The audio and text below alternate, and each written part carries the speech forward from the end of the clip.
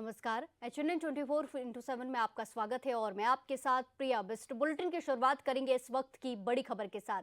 दिल्ली में हुई रैली को कांग्रेस बता रही है बड़ी रैली। उत्तराखंड में 2027 विधानसभा चुनाव में जीत का दावा किया जा रहा है। कांग्रेस ने नेतृत्व के साथ मैदान में उतरने की बात कही है। कांग्रेस की रैली पर कैबिनेट मंत्री सौरभ बहुगुणा का बयान भी सामने आया है। उन्होंने पलटवार किया है, पंचमुखी नेतृत्व पर सवाल उठाए हैं। चुनाव से पहले ही बदलेगी नेतृत्व की दिशा, ऐसा सौरभ का कहना है। बड़ी खबर, सौरभ बहुगुणा का बयान सामने आया है, जहां कांग्रेस की रैली पर कैबिनेट मंत्री सौरभ बहुगुणा ने हमला किया है, पंचमुखी नेतृत्व पर सवाल उठाए हैं और चुनाव से पहले ही नेतृत्व बदलने की भी बात की जा रही है। बड़ी खबर आपको बताई जा रही है, जहां कांग्रेस की महारैली का आयोजन किया गया था। वोट चोर गद्दी छोड़ रैली का आयोजन दिल्ली में किया गया, जिसको कांग्रेस अपनी बहुत बड़ी रैली बता रही है। उत्तराखंड में 2027 विधानसभा चुनाव में जीत का दावा भी कांग्रेस की तरफ से किया जा रहा है। आपको बता दें कि कांग्रेस की रैली पर कैबिनेट मंत्री सौरभ बहुगुणा का भी बयान सामने आया है और उन्होंने पंचमुखी नेतृत्व पर सवाल उठाए हैं। चुनाव से पहले ही जो नेतृत्व है उसकी दिशा बदलेगी, ऐसा कैबिनेट मंत्री ने बयान दिया है। कांग्रेस पर हमला बोला है। बड़ी खबर आपको बताई जा रही है, जहां दिल्ली में कांग्रेस की महारैली का आयोजन किया गया, जिसमें कांग्रेस के दिग्गज नेता मौजूद रहे और इस रैली को कांग्रेस अपनी बहुत बड़ी रैली बता रही है। इसी के साथ उत्तराखंड में 2027 में जीत कांग्रेस की होगी, ऐसा भी दावा किया जा रहा है। तो वहीं कैबिनेट मंत्री सौरभ बहुगुणा ने इस पर बयान दिया है, कांग्रेस पर हमला बोला है, जहां उन्होंने कहा है कि 2027 से पहले ही नेतृत्व की दिशा बदल जाएगी कांग्रेस की। कांग्रेस की रैली पर सौरभ बहुगुणा का हमला सामने आया है। पंचमुखी नेतृत्व पर उन्होंने सवाल उठाए हैं। इसी के साथ साथ चुनाव से पहले नेतृत्व की दिशा बदल जाएगी, ऐसा भी उन्होंने बड़ा बयान दिया है। आपको बता दें कि दिल्ली में रैली का आयोजन किया गया था, जहां कांग्रेस के बड़े बड़े नेता मौजूद रहे, कई सारे कार्यकर्ता मौजूद रहे। उत्तराखंड से भी 5000 से ज्यादा कार्यकर्ता इस रैली में शिरकत करने पहुंचे थे। कार्यकर्ताओं ने रैली में प्रतिभाग किया, जहां बड़े बड़े नेता भी मौजूद रहे। इस खबर पर ज्यादा जानकारी के साथ सीधे जुड़ेंगे हमारे संवाददाता योगेश आर्य से। योगेश, जिस तरीके से कांग्रेस की तरफ से महारैली का आयोजन किया गया, वहीं अब कैबिनेट मंत्री सौरभ बहुगुणा की तरफ से बयान सामने आया है, क्या कुछ देखने को मिल सकता है और कितनी भव्य ये रैली रही?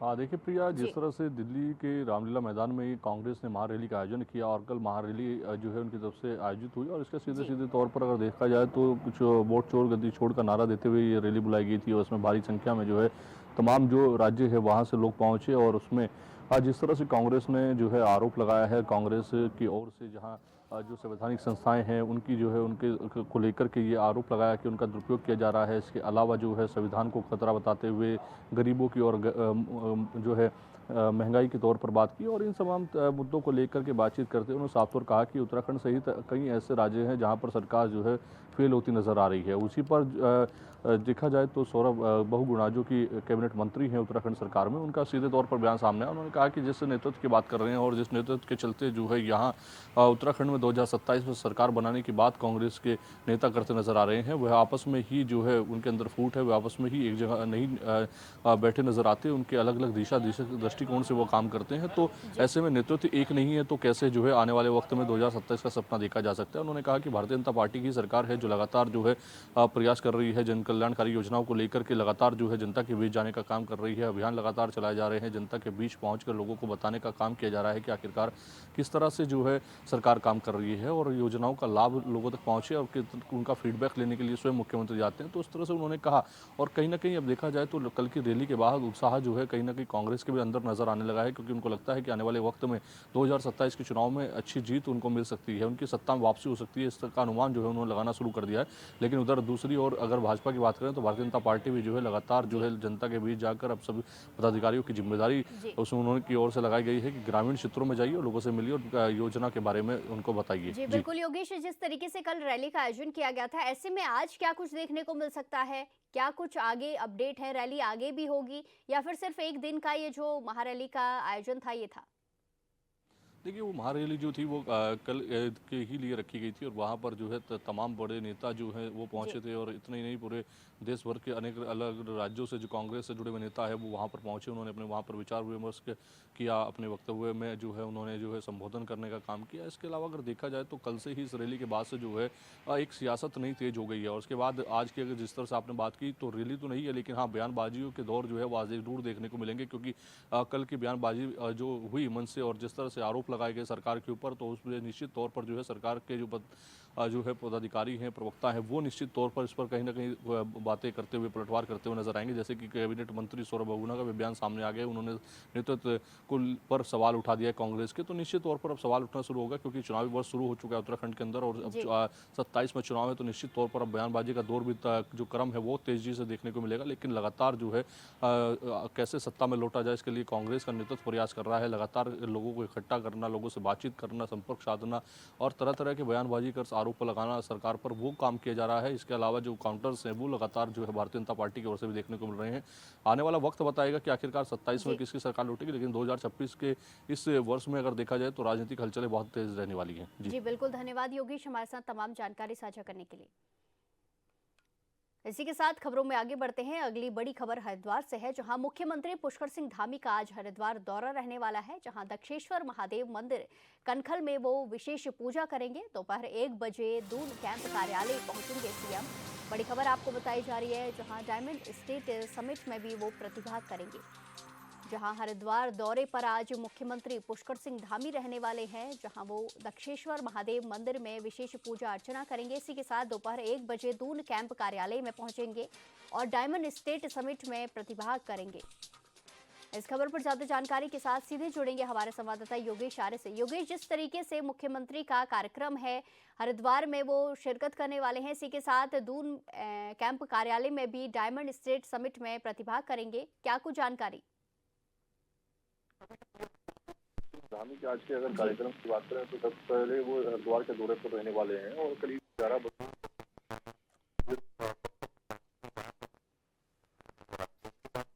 तो मुख्यमंत्री की विशेष पूजा जी। वहाँ रखी गई है और उसके बाद करीब 1 बजे देहरादून कैंप कार्यालय वापस जो है मुख्यमंत्री पहुंचेंगे और वहाँ पर जो है लोगों से मुलाकात का समय भी है और उसके साथ साथ शासकीय कार्य भी उस दौरान जो है मुख्यमंत्री वहाँ पर करेंगे। 4 बजे शाम की अगर हम बात करें तो मुख्यमंत्री डायमंड स्टेट समिट में प्रतिभाग करेंगे, जो कि रायपुर रोड स्थित एक होटल में जो है रखा गया है कार्यक्रम। वहाँ पर जो है पहुंचेंगे, उस कार्यक्रम में शिरकत करेंगे और उस कार्यक्रम में शिरकत करने के साथ साथ वहाँ इस समिट का हिस्सा बनने के बाद जो है वहाँ पूरी जानकारी हासिल करेंगे। उसके बाद जो है क्या कुछ नया किया जा सकता है उसके दिशा निर्देश भी देते हुए नजर आएंगे और उसके बाद 5 बजे के लगभग जो है सीएम कैंप कार्यालय पहुंचेंगे, जहाँ पर जो है जनप्रतिनिधियों से मुलाकात और जो है अन्य शासकीय कार्यों के लिए जो है समय को आरक्षित रखा गया है। तो यानी कि दिनचर्या की अगर हम बात करें तो मुख्यमंत्री पुष्कर सिंह धामी की दिनचर्या आज की जो है व्यवस्था रहने वाली है। जी। जी बिल्कुल, धन्यवाद योगेश हमारे साथ तमाम जानकारी साझा करने के लिए। अगली बड़ी खबर टिहरी से सामने आ रही है, जहां व्यासी क्षेत्र में देर रात एक सड़क हादसा हुआ। थार अनियंत्रित होकर गहरी खाई में गिरी। हादसे की सूचना मिलते ही एसडीआरएफ की टीम मौके पर पहुंची। मौके पर पहुंचकर रेस्क्यू ऑपरेशन चलाया गया। बड़ी खबर आपको बताई जा रही है, जहां टिहरी गढ़वाल के व्यासी क्षेत्र में एक सड़क हादसा देखने को मिला। सड़क हादसे में थार अनियंत्रित होकर गहरी खाई में जा गिरी। हादसे की सूचना एसडीआरएफ को दी गई और एसडीआरएफ की टीम तुरंत मौके पर पहुंची। मौके पर पहुंचकर रेस्क्यू ऑपरेशन चलाया गया और थार में सवार 5 लोगों को सुरक्षित बाहर निकाला गया।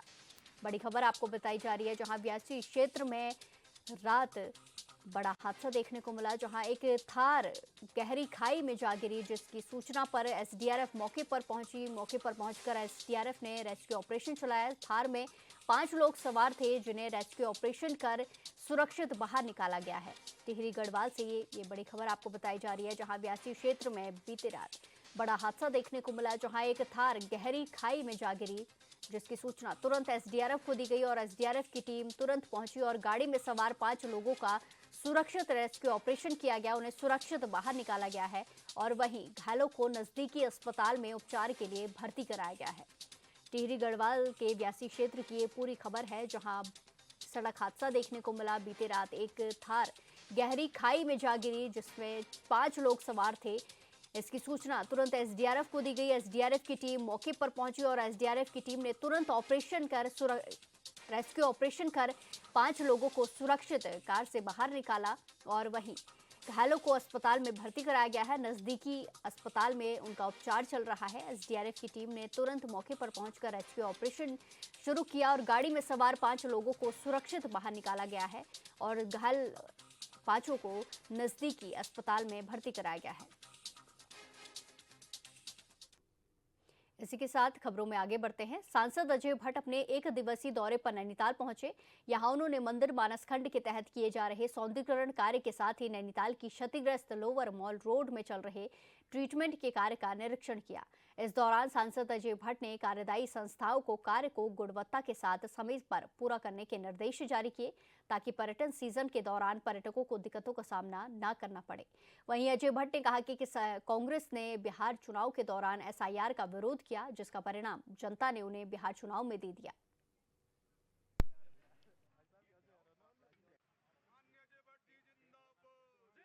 जो ताल से लगती हुई माल रोड की सड़क है हमारी, सीधे जिससे हम एंट्री करते ही ऊपर को जाते थे लेफ्ट साइड से लोअर माल रोड, ये धंस गई थी, आपको सबको पता ही है, और एक संकट आ गया था यहाँ। इसका ट्रीटमेंट बहुत तेज़ी से इस समय हो रहा है। हमारी सरकार ने कोई कमी नहीं की है, जितने का एस्टिमेट बना उसके आधार पर ही पैसा दिया गया है। अभी जो ये मशीन लगी हुई है बड़ी, इससे ग्राउट होके बड़े बड़े पाइप नीचे जा रहे हैं, हॉलो पाइप, फिर उसके अंदर सीमेंट जाएगा, फिर उनको बांधा जाएगा, यानी कि पक्की व्यवस्था की जा रही है कि ताकि भविष्य में ये सड़क फिर धंसने ना पाए।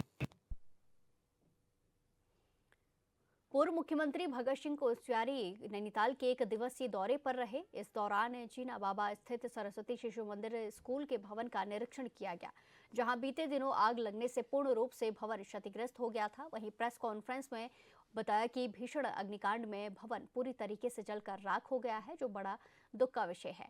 शासन और प्रशासन इस घटना के कारणों को ढूंढेगा और बच्चों की वैकल्पिक शिक्षा व्यवस्था के लिए स्थान चिन्हित करेंगे, जिससे बच्चों को पढ़ने में असुविधा न हो।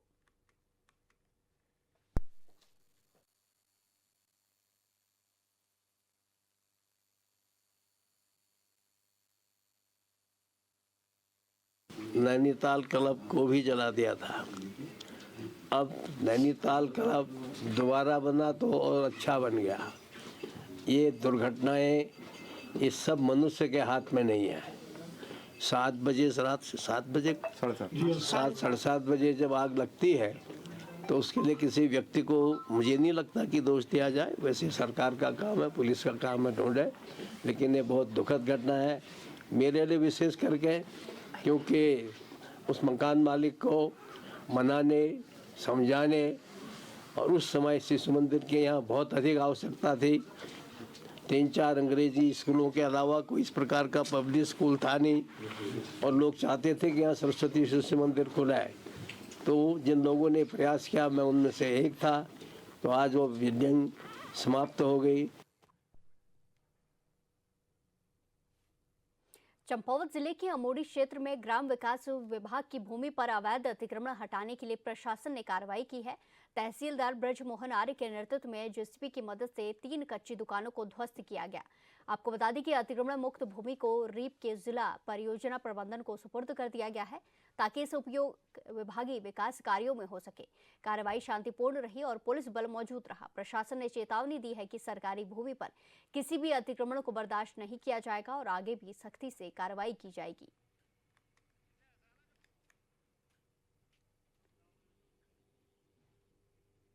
इस खबर पर ज्यादा जानकारी के साथ सीधे जुड़ेंगे हमारे संवाददाता लक्ष्मण बिष्ट से। लक्ष्मण, जिस तरीके से ये कार्रवाई की गई है, अतिक्रमण किया था उस पर कार्रवाई की गई और 3 दुकानों को हटाया गया है, आगे क्या कुछ देखने को मिल सकता है? आगे और भी ऐसी कार्रवाई देखने को मिल सकती है इस क्षेत्र में? मैं बताना चाहूंगा, जो चंपावत जिले का राष्ट्रीय राजमार्ग टनकपुर चंपावत राष्ट्रीय राजमार्ग, उसमें जो अमोड़ी कस्बा था, वहाँ कुछ लोगों के द्वारा सरकारी भूमि में अतिक्रमण किया गया था, जिसको जिलाधिकारी के द्वारा तहसीलदार जो चंपावत हैं उनको निर्देशित किया था कि इस अतिक्रमण को हटाया गया। तो तहसीलदार के निर्देश पर एक बड़ी कार्रवाई की गई और 3 अतिक्रमणों को प्रशासन के द्वारा जेसीबी की मदद से हटा दिया गया है। काफी लंबे समय से जो है अतिक्रमण वहाँ पर बताया जा रहा है। जी जी बिल्कुल लक्ष्मण, जिस तरीके से यहाँ पे 3 दुकानों को हटाया गया है, ऐसे में और भी दुकान है और भी लोग हैं जिन्होंने यहाँ पर अतिक्रमण किया हुआ है। अभी बताया गया कि कच्ची दुकानों को हटाया गया, ऐसे में पक्के भी कोई भवन है, दुकानें हैं? जी, जो प्रशासन है और वो अतिक्रमण की जो जानकारी ले रहा है, तहकीकात कर रहा है, उसके बाद जो भी अतिक्रमण की जो सरकारी भूमि में अतिक्रमण की जद पे जो भवन या दुकानें आएंगी तो प्रशासन उनको भी जो भविष्य में हटा सकता है। जी जी बिल्कुल, ये कितने समय से यहाँ पर ये जो लोग अपनी दुकान लगाकर बसे हुए थे, कितना समय हो गया था इस अतिक्रमण को? ये काफी लंबे समय से, वर्षों हो गए थे इन लोगों को यहाँ पर कोई जो है दुकानें चलाकर अपना रोजगार ये लोग करते थे, लेकिन जो जब भूमि की जरूरत प्रशासन को पड़ी तो उनके द्वारा इस अतिक्रमण को हटाया गया। जी बिल्कुल, धन्यवाद लक्ष्मण हमारे साथ तमाम जानकारी साझा करने के लिए। इसी के साथ खबरों में आगे बढ़ते हैं। उत्तराखंड राज्य विधिक सेवा प्राधिकरण नैनीताल के तत्वाधान में उत्तरकाशी विकास भवन परिसर में बहुउद्देशीय विधिक साक्षरता और जागरूकता शिविर का आयोजन किया गया, जिसमें आम जन को उनके विधिक अधिकारों, सरकारी योजनाओं के प्रति जागरूक किया गया। कार्यक्रम में अध्यक्ष जिला विधिक सेवा प्राधिकरण जिला जज गुरुबख्श सिंह बतौर मुख्य अतिथि और जिलाधिकारी प्रशांत आर्य ने विशेष अतिथि के रूप में प्रतिभाग किया। कार्यक्रम का शुभारंभ मुख्य अतिथि की ओर से दीप प्रज्वलित कर किया गया। इस मौके पर सूचना और लोक संपर्क विभाग के सांस्कृतिक दल जन आस्था कला मंच और रायका मालती की छात्राओं ने सांस्कृतिक कार्यक्रमों की मनमोहक प्रस्तुतियां दी। जिला जज ने संबोधित करते हुए कहा कि विधिक साक्षरता समाज के प्रत्येक वर्ग के लिए जरूरी है। उन्होंने कहा कि जिला विधिक सेवा प्राधिकरण का उद्देश्य अंतिम व्यक्ति तक न्याय की पहुंच सुनिश्चित करना है।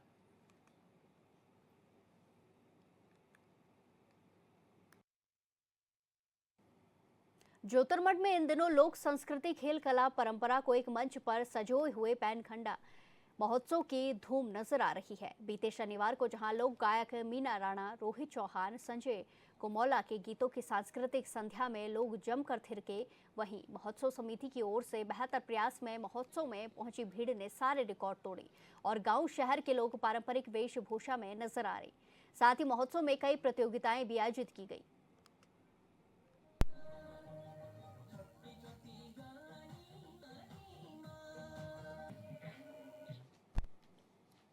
उत्तराखंड फिल्म जगत की पहली पसंद बनता जा रहा है। वहीं धामी सरकार की ओर से फिल्म निर्माताओं और निर्देशकों को उत्तराखंड में शूटिंग के लिए बेहतर सुविधाएं और सब्सिडी उपलब्ध कराई जा रही है। इसी कड़ी में द डायरी ऑफ मणिपुर के निर्माता निर्देशक सनोज मिश्रा विकासनगर पहुंचे, जहां उन्होंने विभिन्न लोकेशन का निरीक्षण किया और शूटिंग की संभावनाओं को परखा।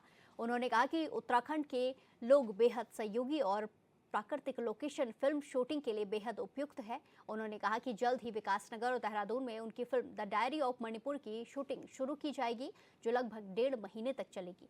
साथ ही उन्होंने कहा कि बीजेपी के प्रदेश प्रवक्ता नवीन ठाकुर से उनकी मुलाकात हुई और फिल्म को लेकर विस्तार से चर्चा हुई।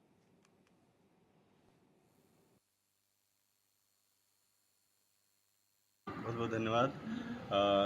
मैं सबसे पहले भाई साहब को धन्यवाद देना चाहूँगा। माननीय नवीन ठाकुर साहब मेरे साथ हैं और इनके सहयोग से मैं यहाँ पर फिल्म को तैयार कर रहा हूँ, क्योंकि मेरी फिल्म का बहुत बड़ा हिस्सा यहाँ पर शूट होने वाला है। और माननीय धामी जी की सरकार है, जो फिल्म वालों के लिए तो बहुत वरदान है एक तरह से देखा जाए। और मैक्सिमम शूटिंग जो हमारी मुंबई से आ रही है वो सब उत्तराखंड के लिए आ रही है, क्योंकि बहुत ही हेल्दी है, यहाँ का माहौल बहुत अच्छा है, लोग बहुत अच्छे हैं। तो हमारी फिल्म का भी कुछ ऐसा ही मिजाज है और हम लोगों ने इसलिए हमारी टीम ने डिसाइड किया कि हम लोग उत्तराखंड चलते हैं और उत्तराखंड में अपनी सरकार के साथ अपने लोगों के बीच हम लोग काम करने आ रहे हैं। सबसे पहले आदरणीय सनोज मिश्रा जी को धन्यवाद करता हूं कि उन्होंने इतनी महत्वपूर्ण फिल्म के लिए हमारे प्रदेश को चुना और हमारी प्रदेश सरकार आदरणीय धामी जी, जितने भी हमारे जो है फिल्म निर्माता हैं उनको हम सहयोग कर रहे हैं, सब्सिडी भी दे रहे हैं और जितनी भी यहाँ पे उनकी समस्या होंगे उनके निस्तारण के लिए हमने जो है एक अम्ब्रेला के नीचे एक विभाग गठित किया है और उसमें हम सारी समस्याओं का हल करेंगे और जो भी इनकी समस्या होंगी उनका सब समाधान किया जाएगा। उत्तराखंड सरकार हर तरह से जो है अपने फिल्म निर्माताओं को सहयोग कर रही है और ये फिल्म भी, मैं इनकी पुरानी फिल्मों को भी देख रहा हूँ जो इन्होंने पहले बनाई, सत्य के बहुत करीब और बेबाकी से जो है अपनी राय फिल्मों के माध्यम से व्यक्त करने वाले ये डायरेक्टर हैं। हम इनको हर तरह से यहाँ पर सहयोग। विकासनगर के कटापत्थर इलाके में यमुना नदी के बीच बने टापू में फंसे 5 लोगों को पुलिस और राहत टीमों ने सुरक्षित बाहर निकाला। तेज पानी के बहाव के कारण सभी लोग टापू में फंस गए थे, लेकिन समय रहते रेस्क्यू कर बड़ा हादसा टल गया। दरअसल कुछ लोग यमुना नदी किनारे घूमने और फोटोग्राफी के लिए पहुंचे थे। इसी दौरान अचानक नदी का जलस्तर बढ़ गया और पानी का बहाव तेज हो गया, जिसके चलते 5 लोग नदी के बीच बने टापू में फंस गए। सूचना मिलते ही एमडीटी के जरिए पुलिस को जानकारी दी गई, जिसके बाद डाक पत्थर चौकी प्रभारी उपनिरीक्षक संदीप पवार के नेतृत्व में विकास कोतवाली, विकास नगर पुलिस, एसडीआरएफ और जल पुलिस की टीम मौके पर पहुंची और तुरंत रेस्क्यू ऑपरेशन शुरू किया गया। तेज बहाव और चुनौतीपूर्ण हालातों के बावजूद रेस्क्यू टीम ने सूझबूझ और साहस का परिचय देते हुए टापू में फंसे सभी 5 लोगों को सुरक्षित बाहर निकाला।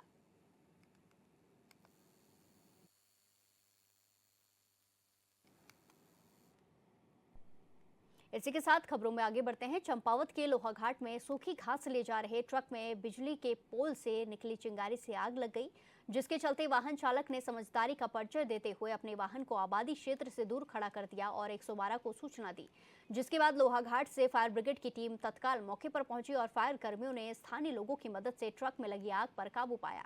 वाहन चालक ने बताया कि वो घास लेकर लोहाघाट के रायनगर जौड़ी जा रहा था, तभी पेयजल निगम कार्यालय के पास बिजली की पोल से निकली चिंगारी उनके ट्रक के अंदर रखी घास में गिर गई और आग लग गई। वहीं फायर कर्मी सुनील जोशी ने बताया कि सूचना पर फायर टीम तत्काल घटनास्थल पर पहुंची और जल रहे ट्रक की आग पर काबू पा लिया गया।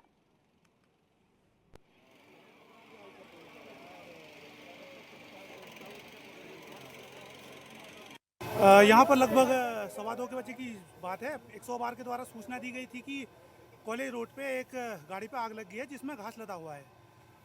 तो सूचना मिलते ही फायर स्टेशन लोहाघाट से 2 गाड़ियाँ घटनास्थल के लिए प्रस्थान की और देखा तो आग बहुत ज़्यादा गाड़ी घास पे लगी हुई थी और उसमें गाड़ी को भी खतरा था कि गाड़ी की भी जलने की संभावना थी। तो फायर टीम द्वारा पहले जो गाड़ी की ओर आग बढ़ रही थी उसको बुझाने का प्रयास किया गया। उसको रोकने के बाद हमारे द्वारा घास को गाड़ी से नीचे गिरा करके और पानी से दोनों गाड़ियों से हमने उसको पंपिंग के माध्यम से आग को बुझा दिया। स्पार्किंग हुई बताते हैं संजय चौबे जी के मकान के पास, और यहाँ आते आते ये आग पकड़ ली और इसमें काफ़ी नुकसान हो गया है। बेचारे का गरीब आदमी है, मजदूर आदमी है, उसका है ये घास राजेंद्र कापड़ी जी का है हमारे चौड़ी राय में, और काफ़ी नुकसान हुआ है।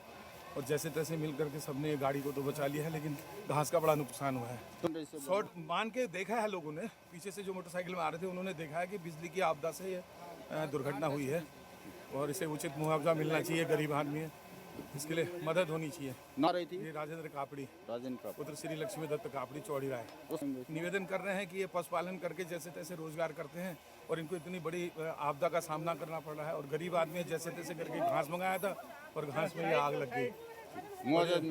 मुआवजा मिलना चाहिए। जैसा अभी पता चल रहा है कि ये पिकअप रोड से सीधे से डिग्री कॉलेज की तरफ को जा रही थी। शायद रास्ते में बिजली के द्वारा शॉर्ट सर्किट या बिजली के तारों को टच होने से इस पिकअप ने आगजनी का रूप धारण किया है। जैसा कि आप सब देख सकते हैं कि इनकी घास तो लगभग पूर्णतया क्षतिग्रस्त हुई गई है। ये जानो माल का नुकसान नहीं हुआ और हमारे फायर ब्रिगेड के कर्मचारी और हमारे लोकल के जितने भी पब्लिक सबने सहयोग करके इस आग पर नियंत्रण पाया।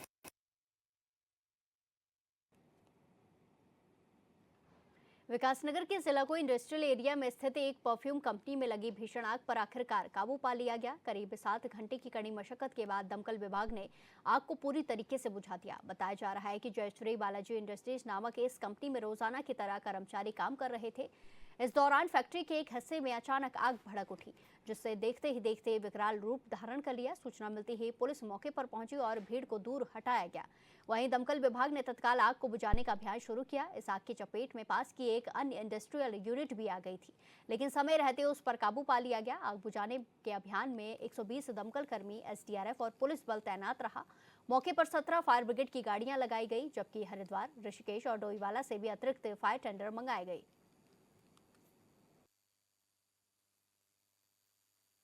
आग को पूर्ण रूप से काबू में कर लिया गया है। अब जो नीचे दबा हुआ है, कुछ दीवारों से दबा है, कुछ अंदर से पैकेजिंग के सामानों से दबा हुआ है, तो उसको जेसीबी के द्वारा इनके प्रबंधन को बताया गया। जेसीबी आई है, सामान को हटा रही है। कुछ टिन सेट गिर गया है, तो टिन सेट को हटा करके पूर्ण रूप से आग को बुझा देंगे।